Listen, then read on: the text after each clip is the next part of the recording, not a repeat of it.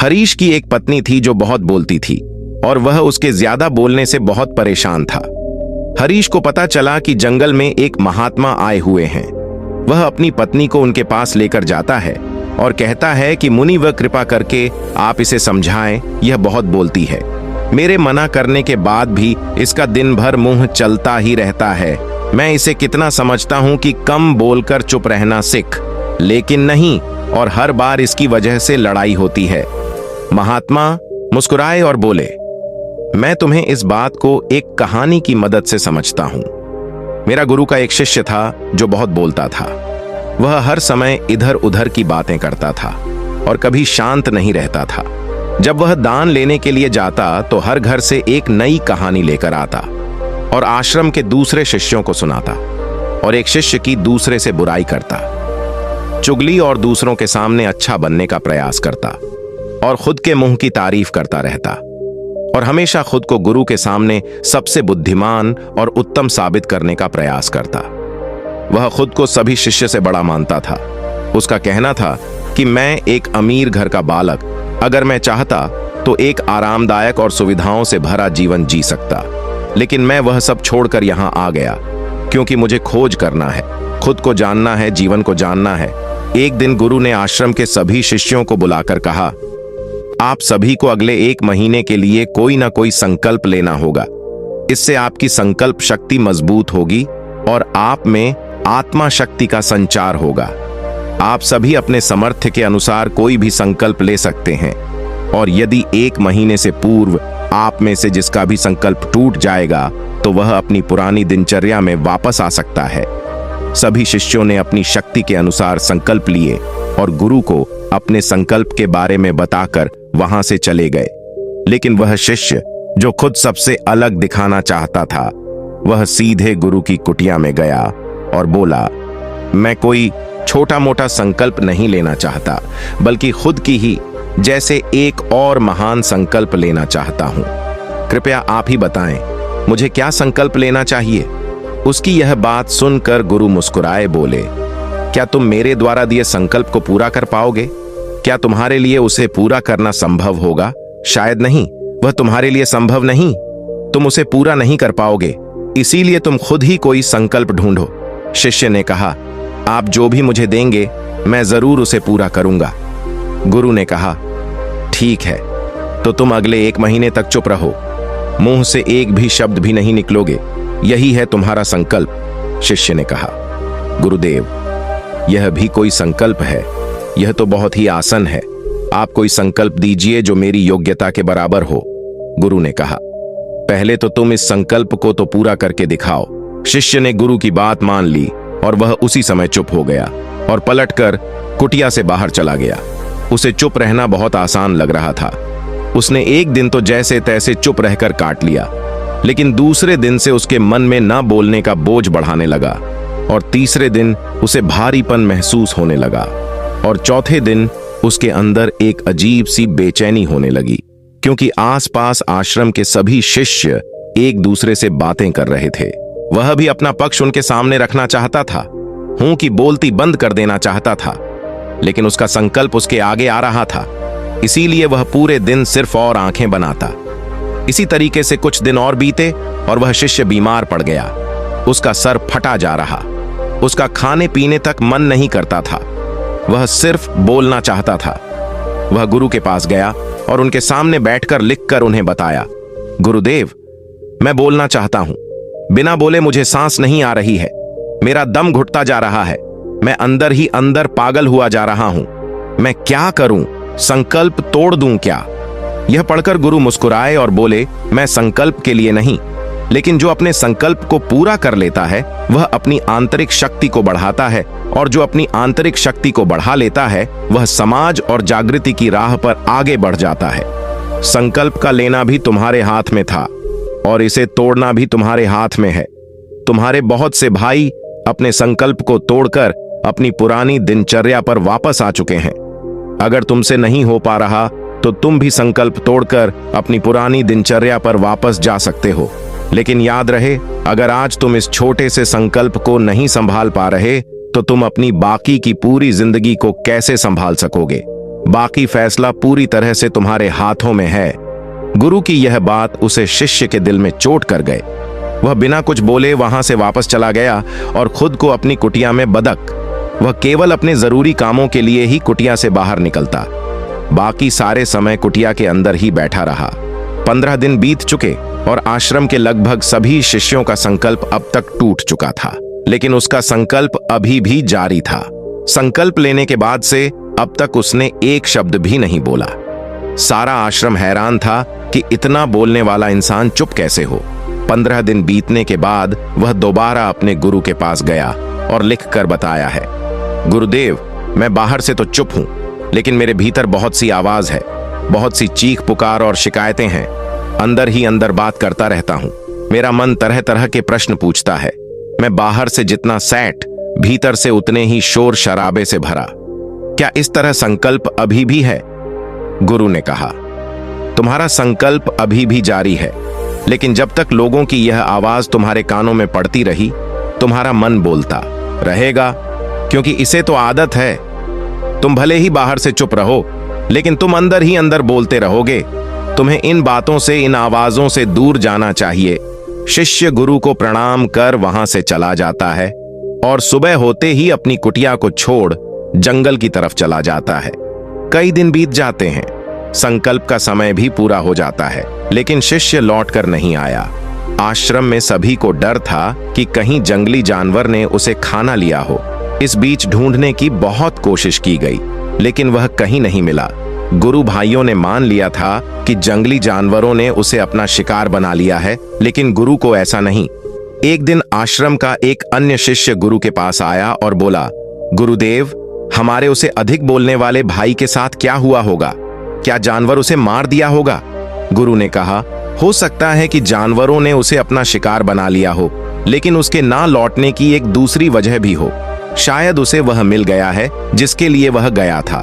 फिर शिष्य ने पूछा, गुरु, इतना हानिकारक होता है? गुरु ने बोला, इंसान के जीवन के बहुत सारे दुखों में से एक दुख भी कि वह कभी चुप नहीं रह सकता। हमें कुछ ना कुछ बोलना ही रहता है। सिर्फ हमारे बोलने के कारण हमारे आधे से ज्यादा दुख पैदा होते हैं। हम में से कोई भी चुप नहीं रहता। हम बस सामने वाले को सुना देना चाहते हैं। जो भी हमारे मन में है, सब निकालकर उसके मन में बैठा देना चाहते हैं। उसे समझा देना चाहते हैं कि देख, तू गलत है और मैं सही। इस तरीके से सुनने और सुनाने का यह काम जिंदगी भर कैटा रहता है, लेकिन ना समझ में हम अपना समय, अपना जीवन, अपनी समझ और सबसे महत्वपूर्ण और कीमती पल जो जिया जा सकता है, जिनको अनुभव किया जा सकता है, जिनमें आनंद को प्राप्त किया जा सकता है, यह सब खो देते हैं। लेकिन इसके बदले हमें मिलता क्या है? सब कुछ व्यर्थ और बर्बाद हो जाता है। शिष्य ने पूछा, तो फिर इसका समाधान क्या है? गुरु ने कहा, पूरी जागरूकता के साथ अपने विचारों को देखना यही एकमात्र तरीका है। सारी मानसिक समस्याओं का वर्तमान में रहकर चिंतन करना, पूरी जागरूकता के साथ अपना काम करना जिंदगी में चमत्कारिक बदलाव ला देता है। उसके बाद वह शिष्य गुरु से अपने प्रश्नों का उत्तर पाकर उनको प्रणाम करके वहां से चला गया। 3 महीने का समय बीत चुका था, लेकिन उसकी कोई खबर नहीं। अब तक तो सभी गुरु भाइयों ने भी उसके वापस लौटने की उम्मीद छोड़ी, लेकिन एक दिन वह आश्रम लौट आता है। लेकिन अब यहां से गया था, वह कुछ और ही बनकर वापस आया था। उसके अंदर एक गजब का बदलाव महसूस किया जा सकता था। उसके चेहरे पर एक गजब का हराव और आंखों में बनी शांति थी। आश्रम में आते ही सभी गुरु भाइयों ने उसे चारों तरफ से घेर लिया और बातें करने लग गए। वह भी अपने गुरु भाइयों से बातें करने लगा। उससे बात करने वाले सभी ने यह अनुभव किया कि अब वह पहले जैसा उतावला और बातूनी नहीं रह गया था। उसके मुंह से एक एक शब्द बहुत ही सुलझे हुए और मधुरता के साथ निकल रहे थे। थोड़ी देर तक गुरु भाइयों से बात करने के बाद वह सीधा गुरु की तरफ चला गया। उसने गुरु के चरण छह हुए और कहा, गुरुदेव, क्या मैं अब भी मौन हूं? क्या अब भी मेरा संकल्प जारी है? गुरु ने कुछ देर तक शिष्य की आंखों में बड़े ध्यान से देखा और कहा, हां, तुम अब भी मौन हो। तुम्हारे 9 एक मुंह से एक भी शब्द निकाल नहीं रहा और तुम्हारा संकल्प अभी भी जारी है। शिष्य ने कहा, गुरुदेव, जब मैं आश्रम से गया तो मैं मुंह से तो चुप था, लेकिन मेरे अंदर बहुत सी आवाजें थीं। मन में बहुत से प्रश्न थे और वह बैंड नहीं हो रहे थे। तो मैं जंगल में चला गया इस उम्मीद से कि मुझे शांति मिलेगी और मेरे मन की बकबक कम हो जाएगी। लेकिन मैं जितना एकांत में जाता गया, मेरे अंदर की आवाज उतनी ही तेज होती गई। मेरे भीतर की पुरानी से पुरानी आवाज मुझे सुनाई देने लगी। तब जाकर मैंने महसूस किया कि मैं कितना गलत कर रहा था। जब मैं अपने परिवार वालों, दोस्तों को और गुरु भाइयों को बुरा भला कहता था तो उस समय मुझे लगता था कि मैं सही कह रहा हूं। जब मैं गुरु भाइयों की एक दूसरे से चुगली करता था और उनका मजाक बना था, तब भी मुझे यही लगता था कि मैं उनसे बेहतर हूं और मैं सही कर रहा हूं। लेकिन उस दिन मैंने पहले बार महसूस किया कि मैं कितना गलत बोलता था। काफी दिनों तक ये आवाजें, यह शिकायतें मेरे अंदर चलती रहीं, लेकिन धीरे धीरे करके एक दिन यह सारी आवाजें मेरे अंदर से समाप्त हो गईं। अब मैं भीतर से भी मौन हो गया। उस घने जंगल में बाहर से कोई बोलने वाला था नहीं और भीतर कोई आवाज बची ही नहीं थी। और मैं उस दिन पहले आई बार मौन का सही अर्थ समझा। मेरे चारों तरफ बहुत शांति थी। हालांकि अभी भी कुछ आवाज आ रही थी जो पहले भी आई थी, लेकिन मैं उन्हें सुन नहीं पाता था। पर अब वह सभी आवाज मुझे स्पष्ट रूप से सुनाई दे रही थी। हवा के चलने की आवाज, चिड़ियों के चहक की आवाज और पानी के बहने की आवाज। यह सभी आवाजें मैंने पहली बार पूरे होश पूर्वक सुनी। अपने चारों तरफ इतनी शांति मैंने पहले कभी महसूस नहीं की थी। तो इस शांति को भंग करने के लिए मैंने पहली बार अपने मुंह से कोई शब्द निकाला।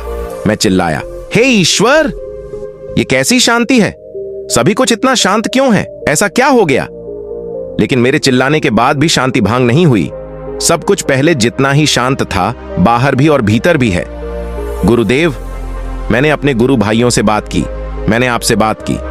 मैं बोल रहा हूं, मैं चल रहा हूं, मैं सब कुछ देख रहा हूं, लेकिन मैं अपने भीतर एकदम एकांत में हूं। जब भी भीतर से अकेला एकांत में होता, जब मैं खुद में भी शोर करना चाहता हूं, तब भी एकांत में ही होता हूं।